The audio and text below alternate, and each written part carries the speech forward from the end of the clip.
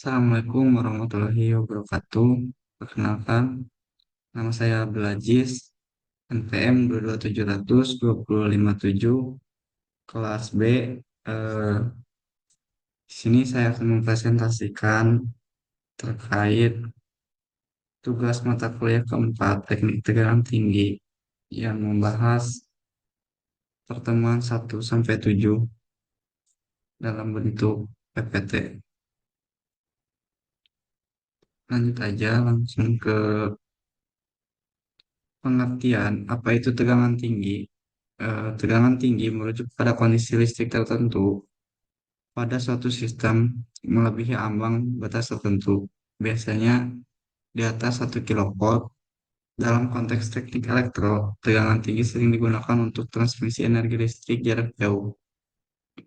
Karena dapat mengurangi rugi-rugi daya, penggunaan tegangan tinggi juga memerlukan perhatian khusus terhadap keselamatan dan peralatan isolasi yang sesuai untuk mencegah kecelakaan.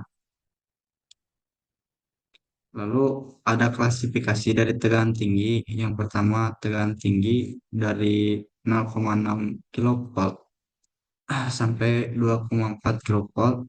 Terus tegangan tinggi menengah dari 3 kilovolt sampai 30 kilovolt.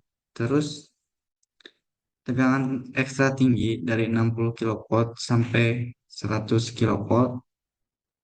Dan yang terakhir ada tegangan ultra tinggi 240 kilovolt sampai 1000 kilovolt. Selanjutnya ada pembangkit tegangan tenaga tinggi, ada AC dan DC. Yang pertama membahas tentang pembangkitan tenaga tinggi AC. Pembangkitan tenaga tinggi AC atau bolak-balik adalah proses penghasilan listrik pada level tegangan lebih tinggi untuk keperluan transmisi dan distribusi energi. Secara umum, tegangan tinggi AC ini dibangkitkan melalui trafo uji khusus satu fasa. Di samping menggunakan uji trafo, uji pembangkitan tegangan tinggi AC juga dapat dilakukan dengan rangkaian resonansi. Selanjutnya, pembangkitan tegangan tinggi DC. Pembangkitan tegangan tinggi DC atau searah adalah proses menghasilkan tegangan tinggi yang lebih tinggi dari sumber tegangan rendah untuk berbagai aplikasi, seperti pengujian peralatan, sistem transmisi, pengujian penelitian, pembangkitan tegangan tinggi DC. Pembangkitan tegangan yang melibatkan beberapa metode dan perangkat yang dirancang untuk menghasilkan dan mengelola tegangan tinggi dengan aman dan efisien. Lalu ada aplikasi tegangan tinggi DC. Yang pertama, pengujian isolasi. Pengujian isolasi ini digunakan untuk menguji daya tahan isolasi peralatan listrik seperti trafo, kabel, dan komponen lainnya. Pengujian ini memastikan bahwa isolasi mampu menangani kondisi dalam kerja tanpa mengalami kerusakan. Yang kedua ada transmisi energi. Dalam sistem transmisi energi, terutama pada jarak jauh, tegangan tinggi DC atau HVDC digunakan. Metode ini mengurangi ketahanan energi yang terjadi pada transmisi AC, meningkatkan efisien dan mengurangi biaya. Yang terakhir ada sistem penyimpanan energi. Eh, Tegangan tinggi DC sering digunakan dalam sistem penyimpanan energi yang seperti baterai besar atau dengan superkapasitor untuk meningkatkan kapasitas penyimpanan dan pengiriman energi.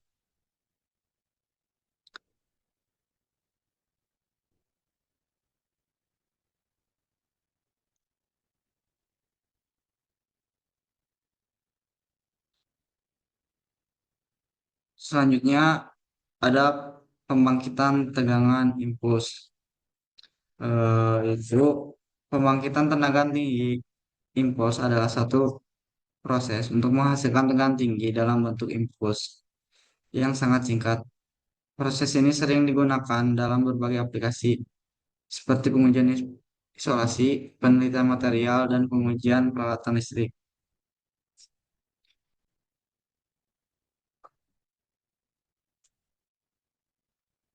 Selanjutnya ada aplikasi tegangan tinggi impuls.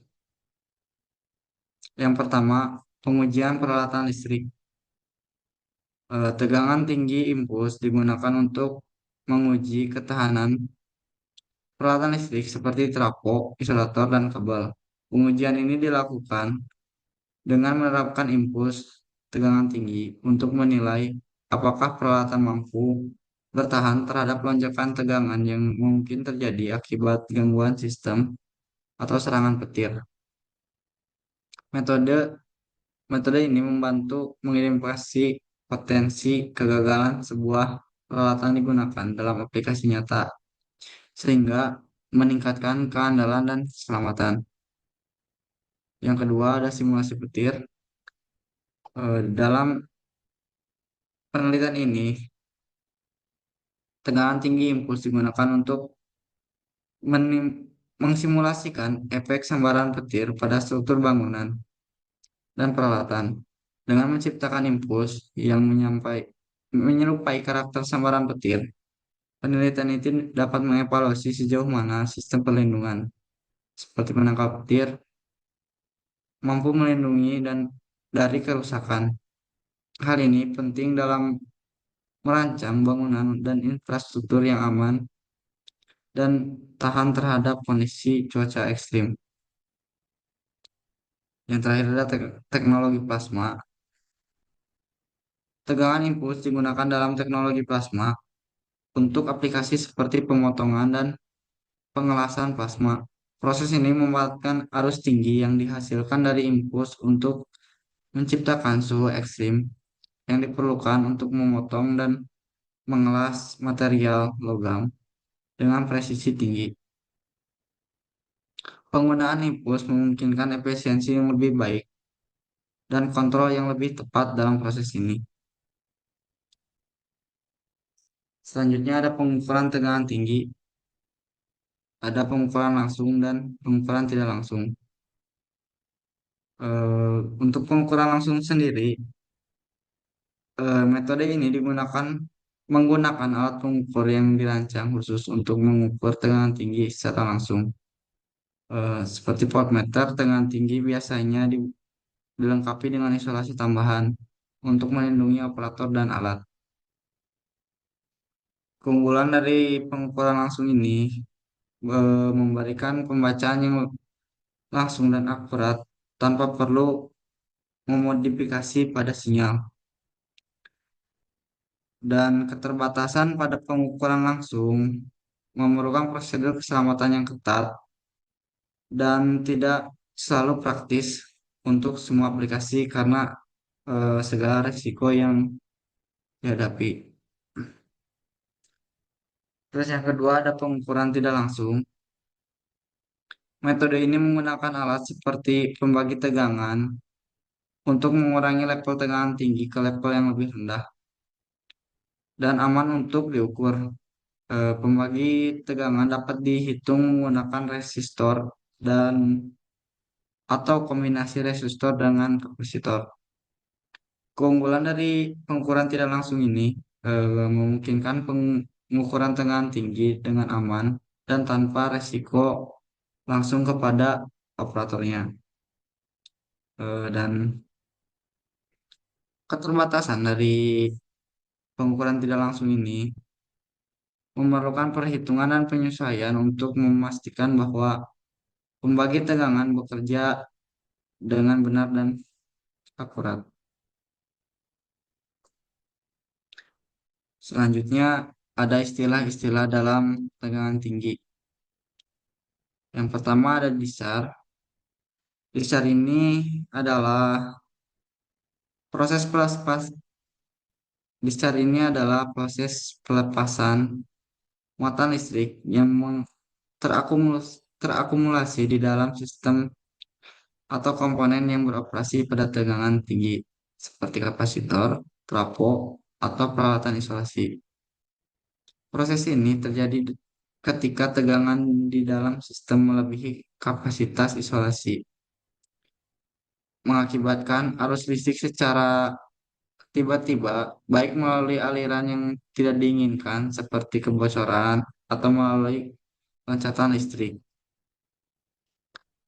Discharge dapat berbahaya karena menyebabkan kerusakan pada peralatan, resiko kebakaran, atau bahkan cedera pada operator. Oleh karena itu, penting untuk memahami dan mengelola discharge dalam sistem tegangan tinggi dengan langkah-langkah keamanan yang tepat, termasuk penggunaan alat pelindung, isolasi yang baik, dan prosedur pengujian untuk memastikan integritas sistem tetap aman. Discharge ini eh, seperti yang terjadi dalam pengujian isolasi juga digunakan untuk verifikasi kemampuan isolasi material dan memastikan bahwa peralatan berfungsi dengan aman dan kondisi yang kerja yang normal.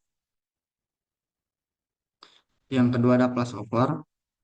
Flashover dalam konteks ini di mana terjadi loncatan listrik yang tiba-tiba dan tidak terduga antar dua titik yang memiliki perbedaan potensial tinggi. Proses ini biasanya terjadi ketika tegangan di suatu komponen seperti isolator atau trafo melebihi kemampuan isolasi material tersebut.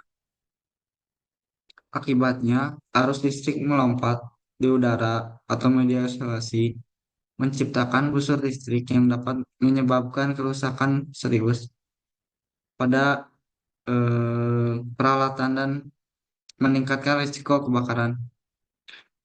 Flashover dapat dipicu oleh beberapa faktor, termasuk kontaminasi permukaan isolator, kelembaban, atau kondisi lingkungan yang ekstrim.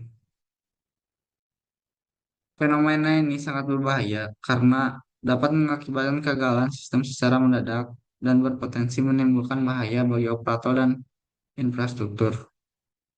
Oleh karena itu, pemahaman dan pencegahan terhadap flashover ini sangat penting dalam perancangan dan pemeliharaan sistem kelistrikan tegangan tinggi. Yang ketiga ada spark over. Spark over adalah di mana arus listrik melompat dari jarak tertentu melalui dua konduktor. Ini biasanya terjadi dalam situasi di mana terdapat loncatan listrik yang terukur, seperti pada isolator atau busbar. Spark over biasanya dipicu oleh berbagai faktor, termasuk kelembaban, kotoran, atau kerusakan fisik pada isolator. Fenomena ini menghasilkan busur listrik yang menimbulkan spark keras, cahaya, dan bahkan menyebabkan kerusakan pada peralatan jika tidak dikendalikan. Yang terakhir ada breakdown. Breakdown adalah proses di mana isolator dalam material seperti gas atau cairan gagal sehingga menyebabkan arus mengalir melalui material tersebut. Dalam konteks tekanan tinggi, breakdown seringkali disebut bahwa isolator telah kehilangan kemampuannya untuk menahan tegangan sehingga arus listrik dapat mengalir melalui jalur yang tidak diinginkan. Breakdown dapat bersifat permanen atau sementara, tergantung pada kondisi material dan faktor lingkungan. Jika breakdown terjadi pada isolator, ini dapat menyebabkan kerusakan yang serius pada sistem kelistrikan ataupun pada peralatan. Selanjutnya, ada jenis-jenis isolator. Saya membawa dua isolator di sini, isolator gas, isolator cair. Isolator gas adalah komponen penting dalam sistem tenaga listrik, khususnya dalam jaringan transmisi dan distribusi. Isolator ini dirancang untuk memisahkan bagian-bagian yang berbeda sistem listrik. seperti konduktor dan tanah, dengan tujuan mencegah kebocoran arus listrik dan menjaga kestabilan sistem. Selanjutnya ada isolator cair. Isolator cair adalah komponen isolasi yang menggunakan cairan sebagai medium untuk mencegah aliran arus listrik antara konduktor dan bagian lainnya dalam sistem listrik. Cairan ini biasanya bersifat dielektrik yang tinggi, memungkinkan isolator untuk menahan tegangan tinggi tanpa terjadinya kebocoran arus. Selanjutnya ada karakteristik dari isolator gas. Yang pertama ada sifat dielektriknya yang tinggi. Isolator gas terutama yang menggunakan gas seperti SF6 memiliki sifat dielektrik yang sangat tinggi. Baik ini berarti gas tersebut dapat menahan tekanan tinggi tanpa terjadinya kebocoran arus. Sifat dielektrik ini dalam mencegah terjadinya crossover dan menjaga kelebihan sistem dari listrik.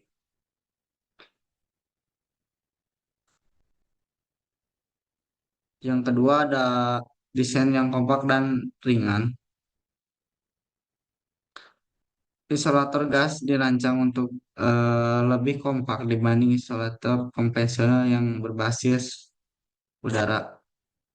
Hal ini memungkinkan ruang yang lebih efisien dalam instalasi, terutama di area yang terbatas, seperti stasiun, pembangkitan listrik, atau gedung.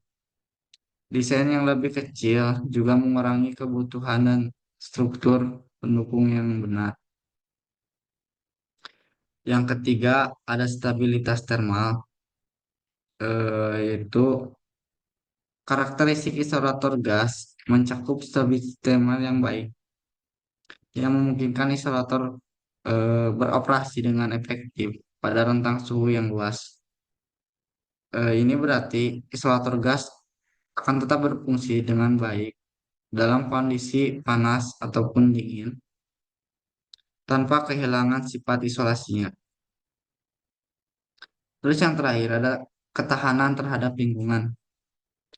Ya, isolator gas ini memiliki daya tahan yang tinggi terhadap lingkungan seperti lingkungan-lingkungan yang ekstrim, termasuk kelembaban, polusi, dan suhu tinggi. Gas seperti SF6 tidak berpengaruh oleh kelembaban, sehingga mengurangi resiko degradasi isolator akibat faktor lingkungan. Ini menjadikannya pilihan yang ideal untuk lingkungan industri atau daerah dengan kondisi cuaca buruk. Selanjutnya ada kegagalan dari isolator gas sendiri. Yang pertama kondensasi dan kelembaban. Kelembaban yang masuk ke dalam isolator dapat menyebabkan eh, pembentukan kondensasi yang menciptakan jalur konduktif di permukaan isolator. Kondisi ini dapat memicu kebocoran arus atau flashover, terutama dalam situasi hujan atau lembab, di mana permukaan isolator menjadi lebih rentan. Yang selanjutnya ada degradasi material.